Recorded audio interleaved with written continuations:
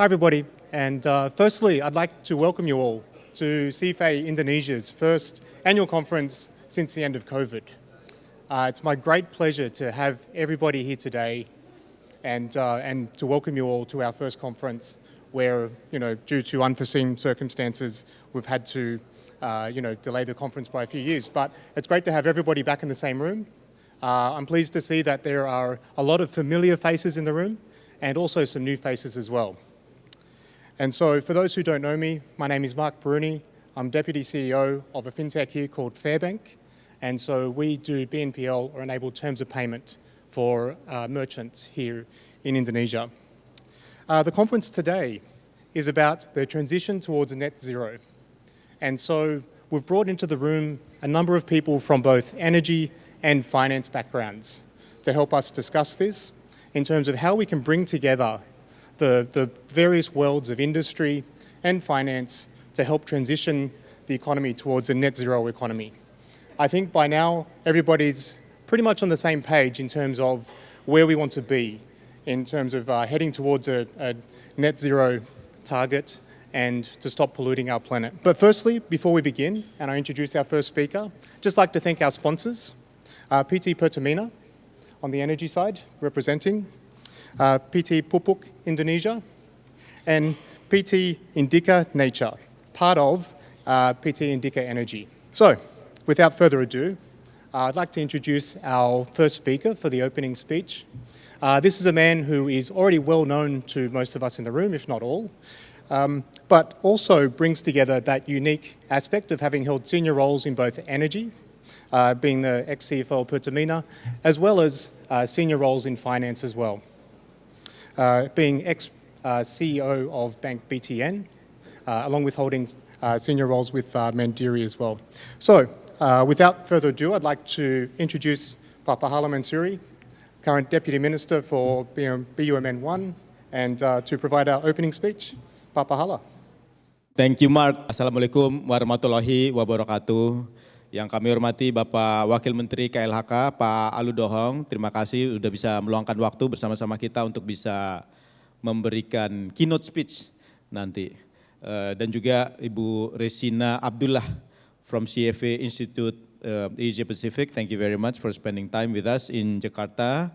All of the board member, all of the sponsor including PT Pertamina, Pupuk Indonesia, Indica Nature, and also the speakers, particularly Pak Haryadi from PLN, Director of Transmission dan Business System Development, Pak Danif Danusaputro, CEO of Pertamina New and Renewable Energy, Bapak Eka Himawan, Ibu Vivik Mulyana dari PwC, Pak Edo nanti juga akan bergabung sebagai salah satu pembicara, kemudian Pak Adi Saugi dari Mandiri Manajemen Investasi, Bu Amika Darmawan, Ibu Monica, all of the participants who has actually been in presence today. First of all, a very warm welcome from CFA Institute Indonesia.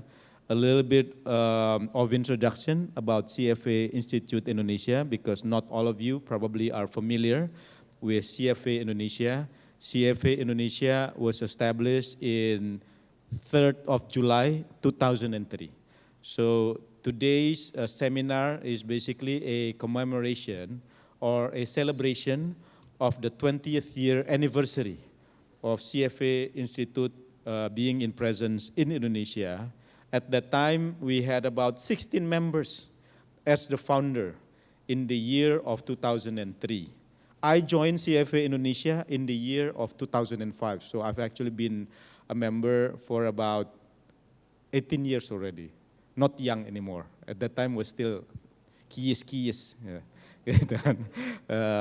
And I think right now CFA Institute Indonesia has developed to become a relatively larger institution. But still, I think relative to the other institute of CFA globally, we are still very, very relatively small.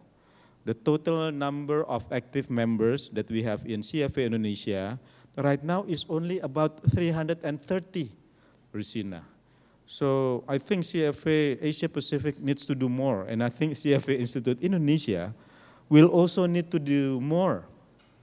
I always say, in comparison, other country with similar size is probably Sri Lanka at that time, that I always compare it. Whereas actually, if we look at the total number of, or the size of the amount of the capital markets that we have in Indonesia, I think the 330 active members, as well as the total number of CFA certified members in Indonesia is still relatively short. So that is why we will need to continue to develop CFA Institute Indonesia, including through a seminar like what we are actually doing today. Actually, if you look at the total number of candidates of CFA, every year, right now we have about level 1 of about 731 candidates, and level 2 about 185 candidates of CFA, as well as 59 candidates for level 3. So hopefully through an event like this, we would like to be able to continue to introduce CFA Indonesia so that more and more people will be able to join us. So the commemoration today, we are actually organizing a seminar titled Indonesia's Transition Towards Net Zero. We believe in CFA Indonesia, this is actually a very hot topic because Indonesia has an NDC, ya, Pak Alu, ya, of how are we going to be able to achieve the reduction of emission by about 32% by the year of 2030. Imagine the challenge that Indonesia will need to actually go through. Because if you know the target or the vision of Indonesia, by the year of 2045, we would need to be able to grow every year, GDP to grow by about 5.7%.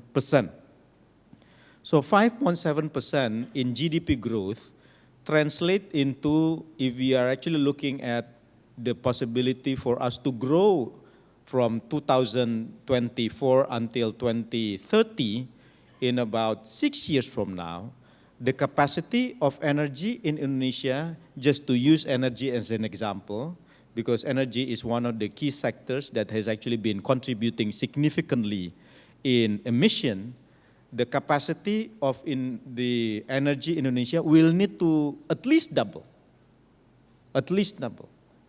So imagine in the situation like that, energy capacity will need to double, but the emission at the same time will need to actually be reduced by about 32%. It will require a very significant contribution for all of the sectors. And I think one of the sectors that can contribute to the reduction of emission is actually the financial sectors as well as the capital markets. Why is that the case? Number one, because if we are going to be able to continue to grow the capacity of energy, whilst at the same time also reduce the emission, it will require a significant amount of financing. And we need to actually have a much better way of actually financing it, a more creative way of actually being able to finance this. So take an example of how are we going to be able to grow the capacity of the renewable energy in Indonesia. Obviously, that will also require a very, very creative way for us to be able to finance this. Number two, the second thing that we would like to also be able to do in Indonesia to drive and to provide incentives across the sectors, whether it is actually energy or food, because food is actually another sector that has actually been contributing significantly in terms of the emission through the land use, is to be able to introduce what we call the carbon credit and carbon market. And that is why the second topic that we are actually going to discuss today is that how Indonesia will be able to develop the carbon market. There is an aspiration from the government of Indonesia to be able to have the ETS market in Indonesia to to be launched by September of this year, if I'm not mistaken, Pak Alu. So we are actually very fortunate that we have the Vice Minister of Environment as well as Forestry in presence and to be able to deliver the keynote speech, to be able to actually share with us what is then the initiative as well as the regulation that will actually be put in place to make sure that Indonesia will be able to have an ETS of the carbon credit launched this year.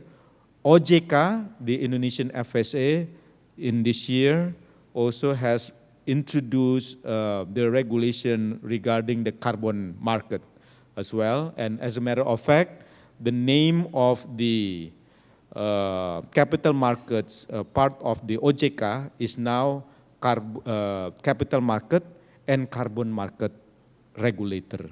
So I think that actually shows the importance of the carbon market and what is the correlation between the carbon market as well as the capital market in Indonesia. So I think that's all that I have today in terms of the topic that we will discuss today. The third one obviously is about the role of the investors in pushing forward reduction emission. I think in the capital markets right now, one of the most talked about topic is about ESG, environment, social, as well as the governance. And ESG investing is obviously also one of the most hyped or most talked about topic within the capital markets. In CFA, we are also having standards about ESG, and we are pushing for ESG investing capability. We actually have a certification about how ESG investing is actually going to be developed. We believe this will also become a bigger part of the role of the capital markets. How the capital markets, how the investors, all of the other entities in the capital market will be able to play a role through the ESG investing practices. And we within CFA Institute are also very, very active in terms of how are we going to be able to build the capability to establish a standard practices, not only in terms of ESG investing, but also standard practices about the various funds, how are they going to be able to provide a better disclosure in terms of the ESG practices in the capital market. So we hope the topic about the role of the investors in pushing forward about how Indonesia are going to be able to play a role and to be able to achieve the transition toward net zero will also be a very interesting topic, and we are also very fortunate that we have Pa Adi and Bu Amika as well as Monica to be able to discuss about this topic. So again, thank you very much for all of you to have actually been participating in today's seminar. And in particular, we would like to thank all of the speakers. And of course, there is no event without the sponsor. So thank you PT Pupuk Indonesia, Pertamina, and also PLN, who has actually been providing support, as well as Indica, who has actually also been supporting today's event. I hope you will enjoy it. Hopefully we will learn a lot from today's seminar, and also hopefully we can bring some of this into the practices that we will implement in our institution. Thank you. Have a good afternoon. Without further ado, I'd like to introduce our keynote speaker for today. As Papahala mentioned, we're currently very lucky to have the Deputy Minister for Environment and Forestry, who's been holding that position since October 2019. Prior to that, he was the Deputy for Construction, Operations and Maintenance at the Peat Restoration Agency, position he's held since 2016.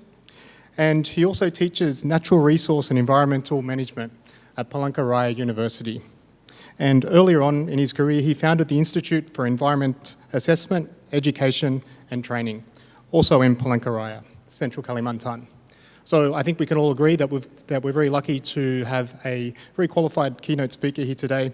So without further ado, I'd like to welcome Pak Alu Dohong to the stage. Thank you, Pak Marx. Assalamualaikum warahmatullahi wabarakatuh. Salam sejahtera untuk kita semuanya. Om Swastiastu, Namo Buddhaya, salam kebajikan. Yang sama-sama kita hormati dan kita banggakan Bapak Wamen BUMN, Bapak Pahala, Bapak-bapak, Ibu peserta seminar ya CFA yang saya banggakan, termasuk para speaker dan distinguished guest semuanya yang berbahagia.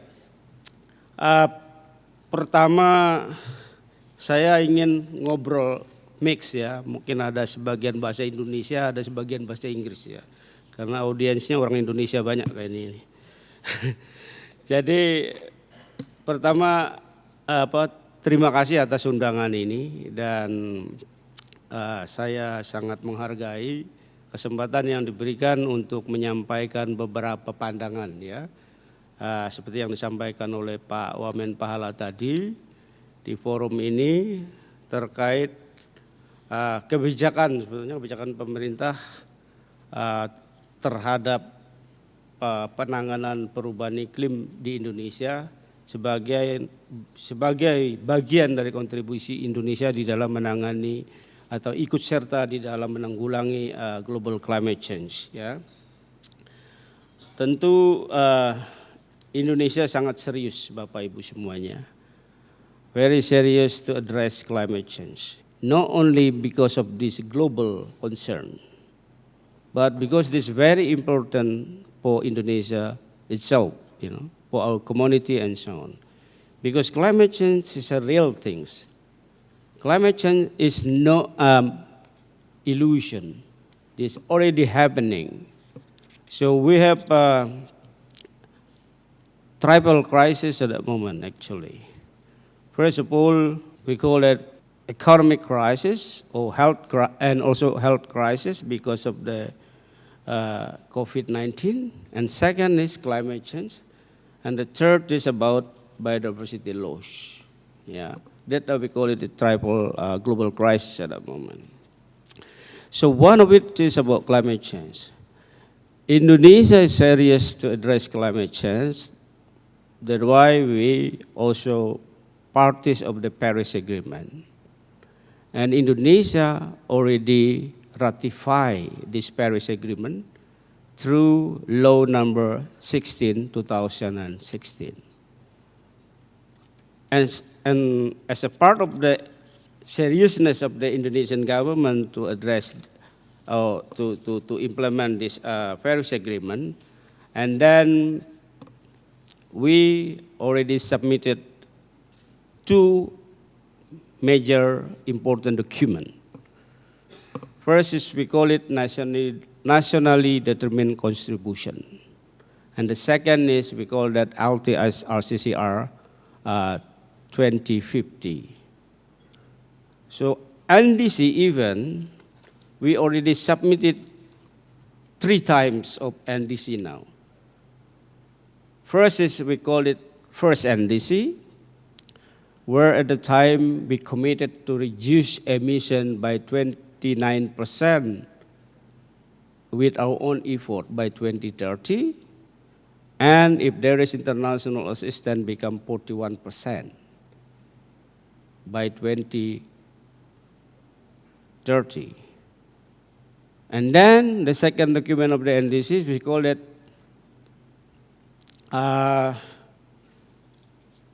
enhanced NDC, yeah, where in this enhanced NDC we submitted in last year in September 2020. We enhanced our flags, to reduce up to 31.89% by our own effort by 2030, or become 43.20% with international assistance. So this percentage actually meaningless if we not refer to the how much emission reduction that we need to reduce. So by 31.89%, it means we have to reduce about 915 million CO2 equivalent by 2030. Where in our NDC there are 5 big sectors or contributors, five sectors. First is forestry and land use, and second is energy. Third is about industrial product and product uses. Fourth is about agriculture, and the last one is about waste. Yeah. In the 31.89% or 915 million tons CO2 equivalent that we have to reduce by 2030, 500 million tons actually from forestry sectors and 358 million tons CO2 equivalent from energy. So the remaining of it, just very small amounts, is from other three sectors. But if there is international assistance, as I said, we have to reduce about 1.24 gigaton of CO2 equivalent by 2030, where from forestry sector is about 729% million ton, and then from energy sector about 446 million ton CO2 equivalent that we have to reduce by 2030. That's about our NDC now. Yeah. Second, the big document is about LTS RCCR, where we mentioned in the LTS RCCR we're gonna achieve net zero emission by 2060 or sooner. Yeah. Where in this long-term vision, we hopes that by 2030, our emission from forestry sectors is picking up, and then we start to reduce toward net zero emission by 2030 in the forestry and land use sectors. And after that, energy going to support it, up 2026. So, Bapak Ibu semuanya, in order also to enhance this commitments, Indonesia already put in place some national regulation. Yeah.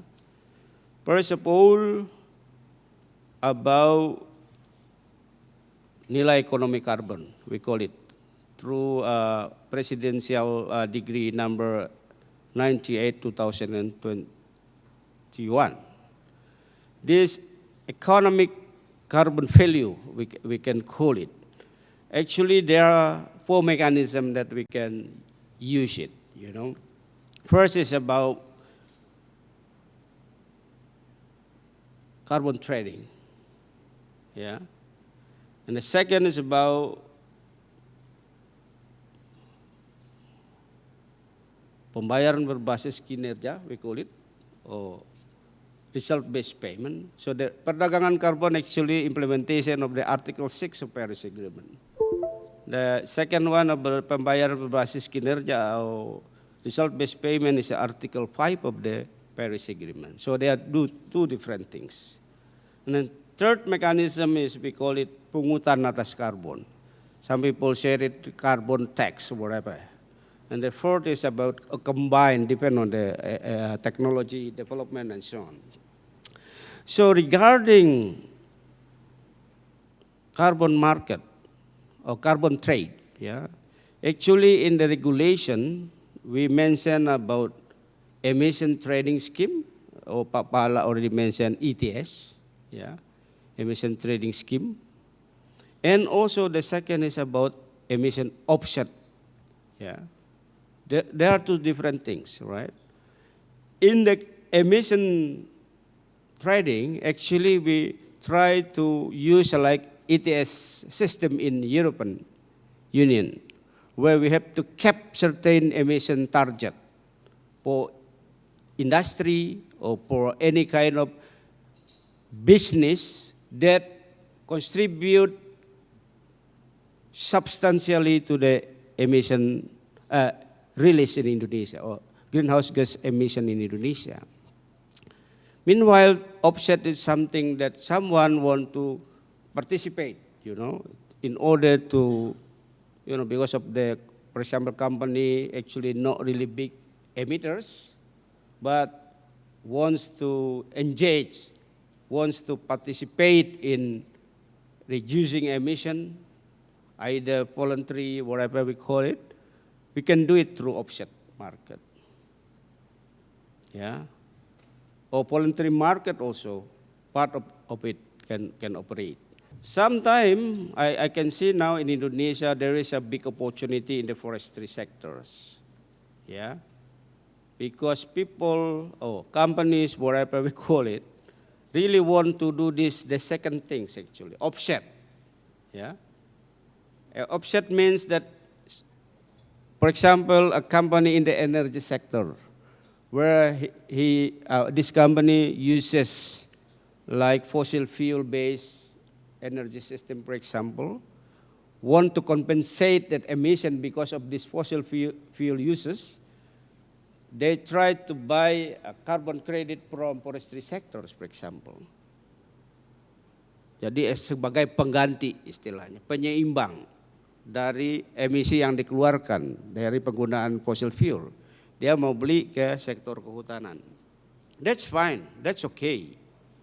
But if we all want to offset it from other sector to other sectors, artinya there is no incentive for that sector to comply with the emission reduction activities in their industry. Maksud saya artinya gini, tadi saya sampaikan bahwa sektor energi itu kontributor terbesar kedua di dalam emisi kita. Jadi kalau semua ingin meng-offset emisinya ke sektor kehutanan tanpa melakukan perbaikan efisiensi energi, transformasi energi dari energi baru terbarukan, maka tidak ada insentif terjadi gitu. Offset itu menurut saya adalah transisi saja. Ya, yang penting tetap dilakukan di sektor energi ini. Nah, tadi Indonesia di NEC kita itu ada pembangkit ya yang diutamakan dan transportasi gitu di Perpres 98 2021. Tetap aja harus melakukan transformasi dari energi fosil menjadi energi baru terbarukan dan tetap juga melakukan efisiensi energi dan seterusnya. Jadi saya tidak mendorong semuanya mau full offset gitu ya. Kalau full offset berarti kan energi mau tetap aja composition yang dinikmatin gitu ya. Mau pakai fossil fuel terus, biar nanti kehutanannya aja ya kita lakukan semua di mangrove, di gambut dan seterusnya. That is not good ya. Menurut saya ini harus kita pikirkan bersama. Karena ada yang harus saya luruskan. Ada misleading seolah-olah NDC itu hanya dilakukan oleh pemerintah semata. Tidak. NDC itu Nationally Determined Contribution tadi yang saya sampaikan, target pengurangan emisi kita itu dilakukan both state and non-state actors, including private sectors. Ya. Makanya di emission trading kita akan lakukan nanti penetapan batas atas emisi bagi yang big emitters di dalam ekonomi kita. Maka caps akan dilakukan di situ. Kalau caps itu ada baru bisa terjadi trading ya.